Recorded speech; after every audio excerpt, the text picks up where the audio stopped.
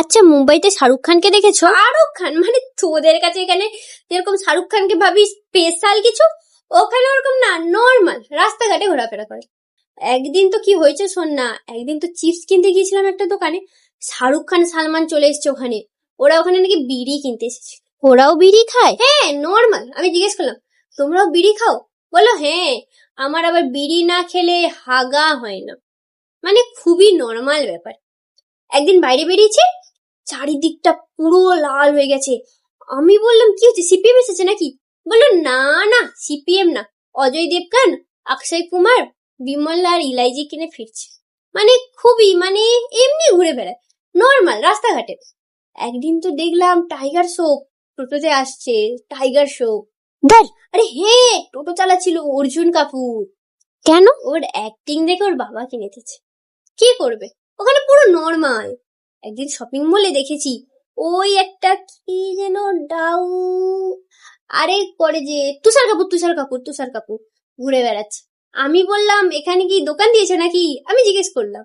রেগে গেছে, আমাকে বলে হ্যাট, আমি এত বড় একটা সেলিব্রিটি, আমি এখানে শপিং মলে দোকান দেব? আমি সিকিউরিটি গার্ড, নর্মাল ওখানে নর্মাল। না, আমি একদিন ভয় পেয়ে গিয়েছিলাম। আরে সব তো এমনি ঘুরে বেড়ায়, আমি ভাবছিলাম ভূত একটা ড্রেস, এমনি চলে যাচ্ছে, কেউ নেই, কোনো মাথা মুন্ডু নেই। আমি ভূত ভূত বলে চেঁচিয়ে এসছি, সবাই বলল না, ওর ভেতরে উর্ফি জাবেদ আছে। খুবই, ওখানে তো এগুলো তোরা যেরকম ভাবিস ওরকম কোনো ব্যাপারই নেই ওখানে। অমিতাভ বচ্চনকে দেখেছো? অমিতাভকে দেখবো না? একদিন তো বাড়ির সামনে দাঁড়িয়ে আছি, দেখি হেঁটে হেঁটে বেরিয়ে পড়লো।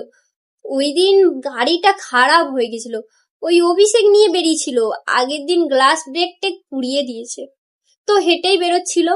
অনেক লম্বা? হ্যাঁ, খুব লম্বা।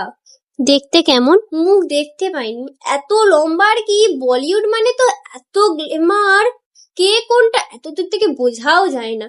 একদিন একটা সুন্দরী মিনি স্কার্ট পরে একটা মেয়ে যাচ্ছে, আমি ছুটে গেলাম দীপিকা দীপিকা বলে, গিয়ে দেখে ওটা দীপিকা নয়। কে ছিল ওটা? ওটা রণবীর সিং পরে বেরিয়েছিল। আর মুম্বাইতে চান্স পা কোনো ব্যাপারই না, প্রত্যেক দিন অডিশন হচ্ছে, ট্যালেন্ট থাকলেই চান্স হবে।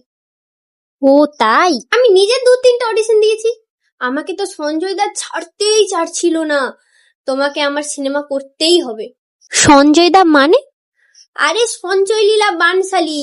আমি যাই হোক করে এসেছি, আমাকে বাড়ি যেতেই হবে, আমাকে ধান তুলতে হবে বলে আমি এসেছি।